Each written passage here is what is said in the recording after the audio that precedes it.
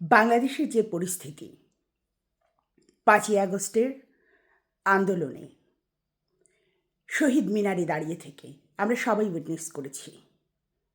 চিৎকার করে বলেছে, খোদার আওরস কি কাঁপে না, আসমান কি কাঁপে না, এই সন্তানগুলোর উপর এত অত্যাচার হচ্ছে, নির্যাতন হচ্ছে।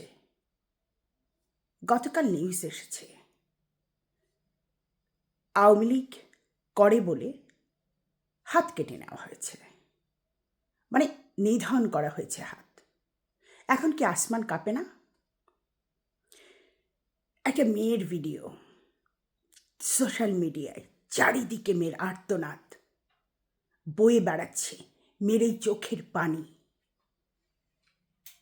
10 জন মেয়ে বলতে পারছে না যে 10 জন না 12 জন তাকে বলৎকার করেছে।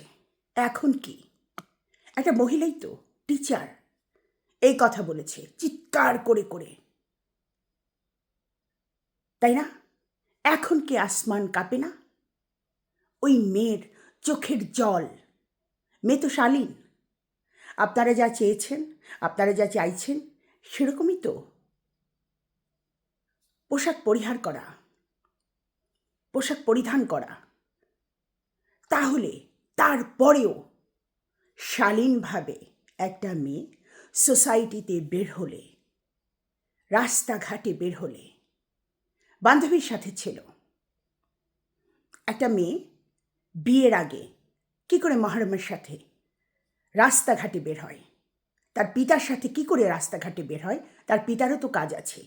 আমাদের বাংলাদেশের অবস্থা এখন, মধ্যবিত্তরা নিম্ন মধ্যবিত্ত পর্যায়ে চলে গেছে, গরিবরা একেবারে অতলে ডুবে গেছে।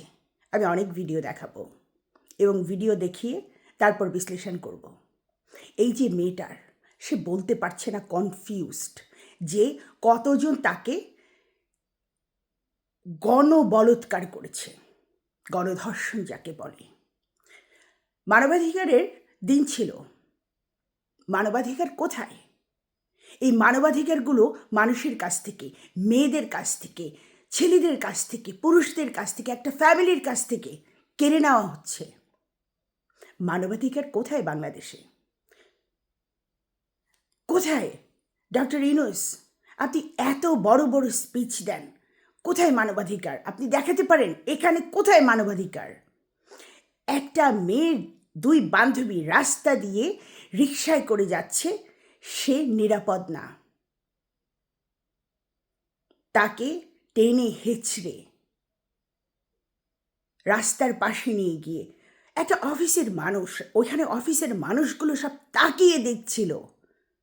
হয়তো ওখানে এখন আমাদের যে মন মানসিকতা হয়েছে, আমাদের যে বিকৃত চিন্তা হয়েছে, সব কিছু, সবার হাতে মোবাইল, সব কিছু ফুটেজ নিতে হবে।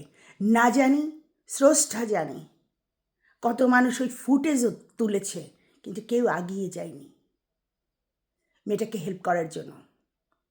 আবার টাকা চাওয়া হয়েছে, ওর বাবা নেই, মেয়েটা বলেছে আমার বাবা নেই, টাকা কোথা থেকে দেব?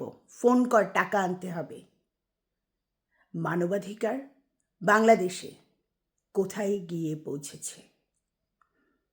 এই মানবাধিকার অপহরণ করা হচ্ছে, মানুষের কাছ থেকে কেড়ে নেওয়া হচ্ছে।